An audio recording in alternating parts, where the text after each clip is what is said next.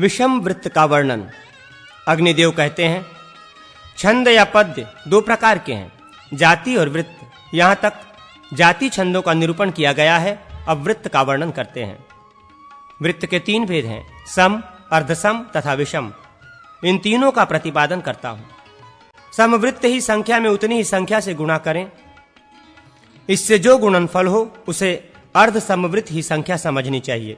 इसी प्रकार अर्ध समवृत्त की संख्या में भी उसी संख्या से गुणा करने पर जो अंक उपलब्ध हो वो विषम वृत्त की संख्या है। विषम वृत्त और अर्ध समवृत्त की संख्या में से मूल राशि घटा देनी चाहिए।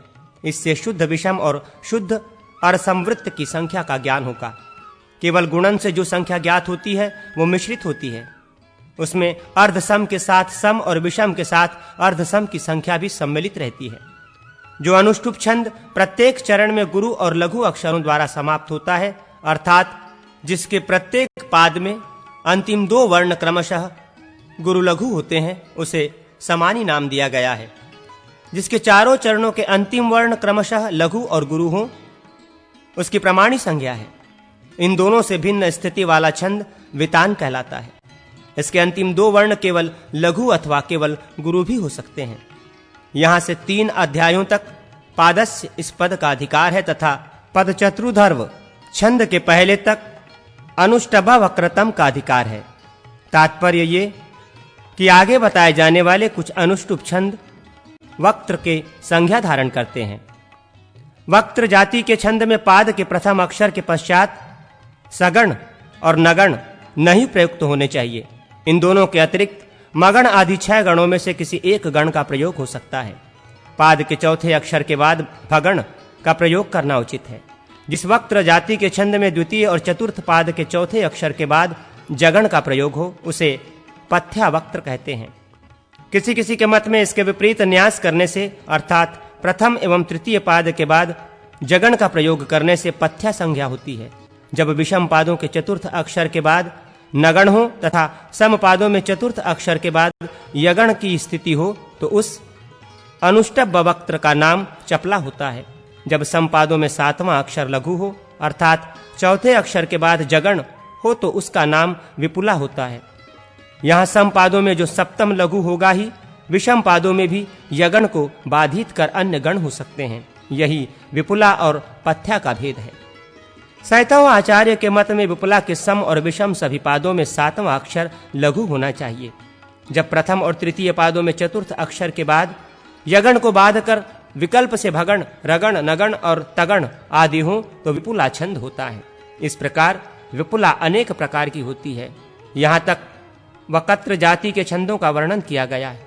अनुष्टुप छंद के प्रथम पाद के पश्चात जब प्रत्येक चरण में क्रमशः 4-4 अक्षर बढ़ते जाएं तो पद चतुर्धर्व नामक छंद होता है। तात्पर्य यह कि इसके प्रथम पाद में 8 अक्षर, द्वितीय पाद में 12, तृतीय पाद में 16 और चतुर्थ पाद में 20 अक्षर होते हैं। उक्त छंद के चारों चरणों में अंतिम 2 अक्षर गुरु हों तो उसकी आपीढ़ संज्ञा होती है।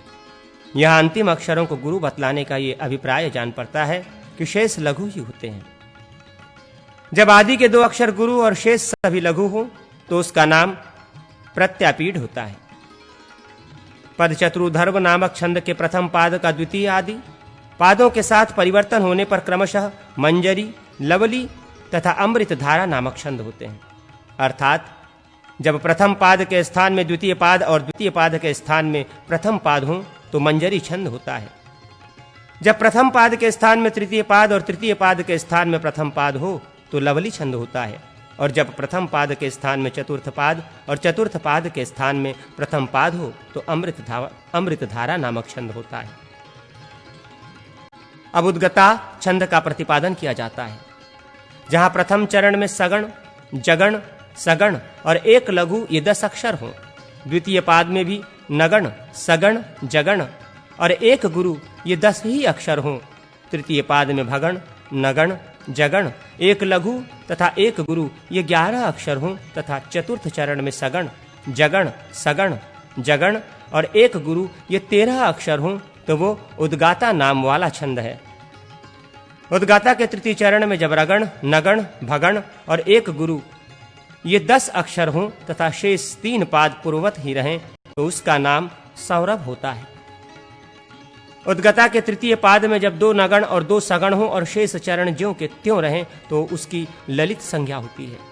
जिसके प्रथम चरण में यगण, सगण, जगण, भगण और 2 गुरु 18 अक्षर हों, द्वितीय चरण में सगण, नगण, जगण, रगण और 1 गुरु 13 अक्षर हों, तृतीय चरण में 2 नगण और 1 सगण 9 अक्षर हों तथा चतुर्थ चरण में 3 नगण, 1 जगण और 1 भगण 15 अक्षर हों, वो उपस्थित प्रचुपित नामक छंद होता है। उक्त छंद के तृतीय चरण में जब क्रमशः 2 नगण, 1 सगण, फिर 2 नगण और 1 सगण 18 अक्षर हों तो वो वर्धमान छंद नामक धारण करता है। उसी छंद में तृतीय चरण के स्थान में जब तगण, जगण और रगण ये 9 अक्षर हों तो वो शुद्ध विराशभ छंद कहलाता है। अब अर्ध समवृत का वर्णन करूंगा। अर्ध समवृतों का वर्णन अग्निदेव कहते हैं, जिसके प्रथम चरण में 3 सगण, 1 लघु और 1 गुरु कुल 11 अक्षर हों, दूसरे चरण में 3 भगण एवं 2 गुरु हों तथा पूर्वार्ध के समान ही उत्तरार्ध भी हो, वो उपचित्रक नामक छंद है। जिसके प्रथम पाद में 3 भगण एवं 2 गुरु हों और द्वितीय पाद में 1 नगण, 2 जगण एवं 1 जगण हो, वो द्रुत मध्या नामक छंद होता है। यहाँ भी प्रथम पाद के समान तृतीय पाद और द्वितीय पाद के समान चतुर्थ पाद जानना चाहिए। यही बात आगे के छंदों में भी स्मरण रखने योग्य है। जिसके प्रथम चरण में 3 सगण और 1 गुरु तथा द्वितीय चरण में 3 भगण एवं 2 गुरु हों, वो उस छंद का नाम वेगवती है। जिसके पहले पाद में तगण, जगण, रगण और 1 गुरु तथा दूसरे चरण में मगण, सगण, जगण एवं 2 गुरु हों, वो भद्र विराट नामक छंद है। जिसके प्रथम पाद में सगण, जगण, सगण और 1 गुरु तथा द्वितीय पाद में भगण, रगण, नगण और 2 गुरु हों, उसका नाम केतुमती है।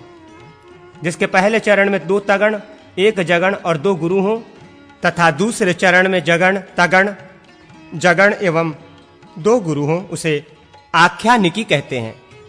इसके विपरीत यदि प्रथम चरण में जगण, तगण, जगण एवं 2 गुरु हों और द्वितीय चरण में 2 तगण, 1 जगण तथा 2 गुरु हों, उसकी विपरीताख्यानिकी संज्ञा होती है। जिसके पहले पाद में 3 सगण, 1 लघु और 1 गुरु हो तथा दूसरे में नगण, भगण एवं रगण मौजूद हों, उस छंद का नाम हरिणलुप्ता है। जिसके प्रथम चरण में 2 नगण, 1 रगण, 1 लघु और 1 गुरु हो तथा दूसरे चरण में 1 नगण, 2 जगण और 1 रगण हो, वो अपरवक्त्र नामक छंद है। जिसके प्रथम पाद में 2 नगण, 1 रगण और 1 यगण हो तथा दूसरे में 1 नगण, 2 जगण, 1 रगण और 1 गुरु हो, उसका नाम पुष्पिताग्रा है। जिसके पहले चरण में रगण, जगण, रगण, जगण हो तथा दूसरे में जगण, रगण, जगण, रगण और 1 गुरु हो, उसे यवमती कहते हैं।